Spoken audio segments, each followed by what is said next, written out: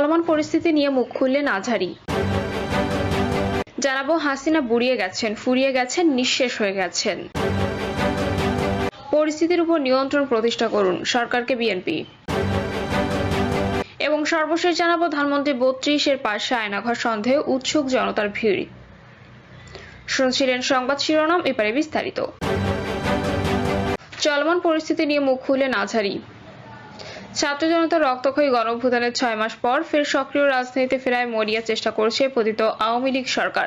সেই লক্ষ্যে ছাত্র সমাজের উদ্দেশ্যে ভাষণ দেন ভারতে পালিয়ে যাওয়া সাবেক প্রধানমন্ত্রী শেখ হাসিনার। এর পরপরই তীব্র ক্ষোভে ফিরে পড়ে ছাত্র জনতা। বিক্ষুব্ধ ছাত্র জনতা ধানমন্ত্রী 32 নম্বরের শেখ মুজিবুর রহমানের বাসভবন সহ দেশের বিভিন্ন স্থানে পতিত আওয়ামী লীগের প্রভাবশালী নেতাদের বাড়ি, শেখ মুজিবের মুরাল এবং মুজিব পরিবারের সদস্যদের নাম সম্বলিত ফলক ভাঙচুর শুরু করেন। এমন পরিস্থিতিতে অন্তর্বর্তী সরকার থেকে শুরু করে বিভিন্ন রাজনৈতিক দলও প্রতিক্রিয়া দেখিয়েছেন। তারা প্রায় সবাই এ ধরনের ঘটনা উস্কে দেওয়ার জন্য আওয়ামী লীগ ও শেখ হাসিনাকে দায়ী করেছেন। পাশাপাশি সবাইকে শান্ত থাকারও আহ্বান করেন হয়েছে।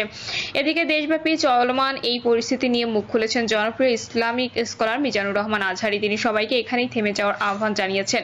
ওই পোস্টে তিনি বলেন, মবক্রেসি দেশকে অস্থিতিশীল অবস্থায় নিয়ে যেতে পারে, এখানেই থেমে যাওয়া উচিত। আসুন আমাদের জাতিকে পুনর্গঠন করি। এর আগে পতিত স্বৈরশাসক শেখ হাসিনা ভাষণ দিলে 32 নম্বরের শেখ মুজিবের বাড়ি গুড়িয়ে দেওয়া হবে বলে হুমকি দেওয়া হয় সামাজিক মাধ্যম ফেসবুকে নানা পেজ থেকে। তবে ভাষণের আগে সেখানে ভাঙচুর শুরু হয় এবং আগুন ধরিয়ে দেওয়া হয়। পরে রাজধানীর ধানমন্ডির শেখ হাসিনার বাড়ির সুধা সদন সহ দেশের বিভিন্ন স্থানে আওয়ামী লীগের নেতাদের বাড়িতে হামলা, অগ্নিসংযোগ ও লুটপাটের ঘটনা ঘটে। এ সময় বিভিন্ন স্থানে থাকা শেখ মুজিবের মুরাল ও মুজিব পরিবারের সদস্যদের নামে থাকা ফলক ভাঙচুরের ঘটনা ঘটে। দেশব্যাপী এমন অস্থিরতা দেখা গেলেও এ নিয়ে রাজনৈতিক দলগুলোকে অফিসিয়ালি কোনো বক্তব্য দিতে দেখা যায়নি। হাসিনা বুড়িয়ে গেছেন, ফুরিয়ে গেছেন, নিঃশেষ হয়ে গেছেন। ছাত্র জনতার গণ অভ্যুত্থানের বিরুদ্ধে ভারতে বসে একের পর এক বিষোদ্গার মন্তব্য করে যাচ্ছেন ক্ষমতাচ্যুত সাবেক প্রধানমন্ত্রী শেখ হাসিনা। মানবতা বিরোধী অপরাধ, গুম, বিচার বহির্ভূত হত্যা ও ব্যাপক মানবাধিকার লঙ্ঘনের দায়ে অভিযুক্ত হাসিনাকে নিয়ে ফেসবুকে একটি স্ট্যাটাস দিয়েছেন বিএনপি চেয়ারপারসন ও সাবেক প্রধানমন্ত্রী খালেদা জিয়ার সাবেক প্রেস সচিব মারুফ কামাল খান। সেখানে তিনি বলেছেন, হাসিনা বুড়িয়ে গেছেন, ফুরিয়ে গেছেন, নিঃশেষ হয়ে গেছেন। সব পুরনো বস্তাপচা মিথ্যাগুলো উপড়ে দিয়েছেন।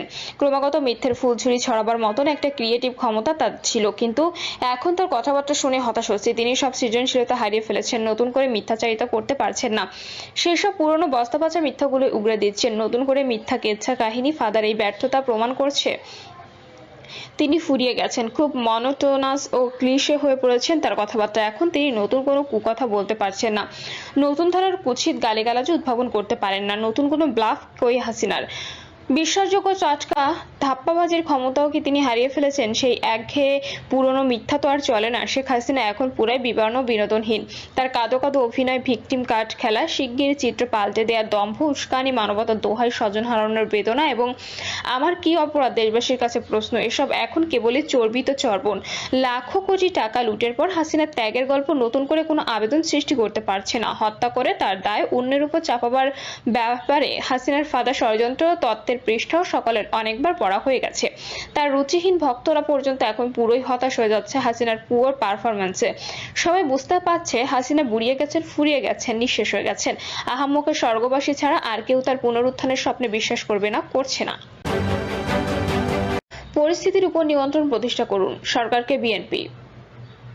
কঠোরভাবে আইন শৃঙ্খলা প্রতিষ্ঠা করে রাষ্ট্র ও সরকারের ভূমিকা দৃশ্যমান করা এখন সময়ের দাবি বলে জানিয়েছে বিএনপি। দলটি বলেছে, উদ্বেগের বিষয় হচ্ছে সরকার উদ্ভূত পরিস্থিতি নিয়ন্ত্রণের সক্ষমতা প্রকাশ করতে না পারলে রাষ্ট্র ও সরকারের স্থিতিশীলতা হুমকির মুখে পড়বে। এই পরিস্থিতিতে উগ্র নৈরাজ্যবাদী, গণতন্ত্র বিরোধী দেশি বিদেশি অপশক্তির পাশাপাশি পরাজিত ফ্যাসিস্টদের পুনরুত্থানের সম্ভাবনা দেখা দিতে পারে, যার উপসর্গ ইতিমধ্যে দৃশ্যমান। সুতরাং অন্তর্বর্তীকালীন সরকারের প্রতি আহ্বান, পরিস্থিতির উপর নিয়ন্ত্রণ প্রতিষ্ঠা করুন, অন্যথায় দেশে নৈরাজ্যকর পরিস্থিতির প্রসার ঘটবে। দেশের চলমান পরিস্থিতিতে রাত 1:30টার দিকে বিএনপি সিনিয়র যুগ্ম মহাসচিব অ্যাডভোকেট রুহুল কবির রিজভী স্বাক্ষরিত এক বিবৃতিতে একথা জানানো হয়। বিবৃতিতে বলা হয়, আমরা গভীর উদ্বেগের সঙ্গে লক্ষ্য করছি হাজারো শহীদের আত্মত্যাগের মধ্য দিয়ে বিতাড়িত, পতিত, পরাজিত, পলাতক স্বৈরাচার এবং তার দোসরদের উস্কানিমূলক আচরণ, জুলাই আগস্টের রক্তক্ষয়ী ছাত্র গণ অভ্যুত্থান সম্পর্কে অশালীন এবং আপত্তিকর বক্তব্য, মন্তব্য দেশের জনগণের মধ্যে তীব্র ক্ষোভ এবং ক্রোধের জন্ম দিয়েছে। এরই ফলশ্রুতিতে ঢাকা সহ দেশের বিভিন্ন স্থানে পতিত স্বৈরাচারের স্মৃতি, মূর্তি স্থাপনা, নামফলক সমূহ ভেঙে ফেলার মতো জনস্পৃহা দৃশ্যমান হয়েছে।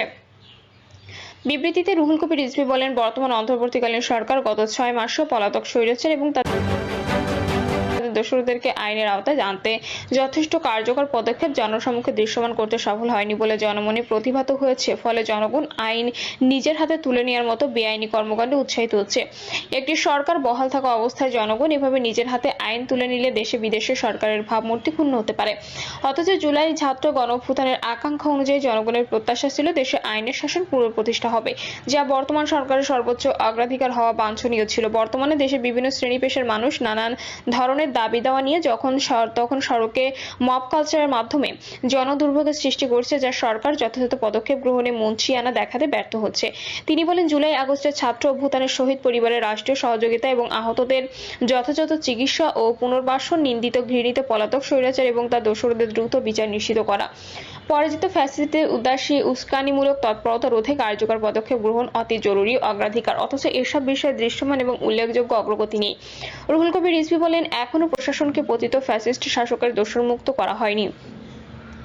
বিচার বিভাগে কর্মরত ফ্যাসিবাদের দোষরা এখনো বিদ্যমান, পুলিশ প্রশাসনে গণঅভ্যুত্থান বিরোধী সক্রিয় সদস্যরা এখনো কর্মরত।